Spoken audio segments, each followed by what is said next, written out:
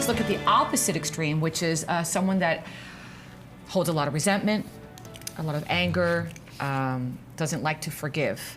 I think that really does make you not a very healthy person. Yes.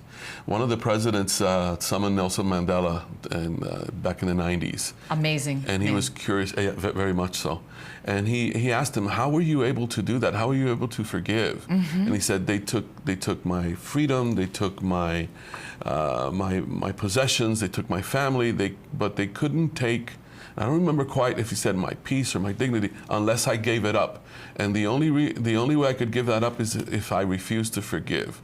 As I walked out of the prison, he said, after more than 20 years, I realized that if I did not forgive, I would still be incarcerated, even though I was physically free. So forgiveness gained my freedom. That's the thing. You hold the key to your freedom when you forgive others. You liberate them. You release them from the dungeon where you've had them, and you release yourself from that same dungeon as well. That's right. Yeah. And to not be in that dungeon, we have some forgiveness tips that we just want to show you that can maybe help you just let go and let God, if you will. Acknowledge what happened, acknowledge your feelings, choose to forgive, reconsider your perspective about the incident.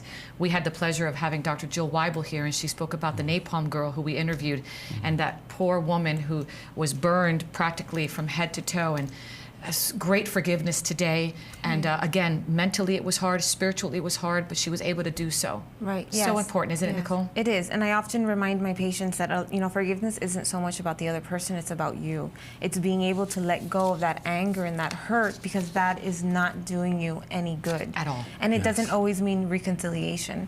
Because if you're forgiving someone who's raped you, if you're forgiving someone who's hurt you, you don't want to reconcile that relationship. That's not healthy. So it's not that. It's just being able to say, okay, I was a victim, but I'm letting go. I'm forgiving and I'm moving on.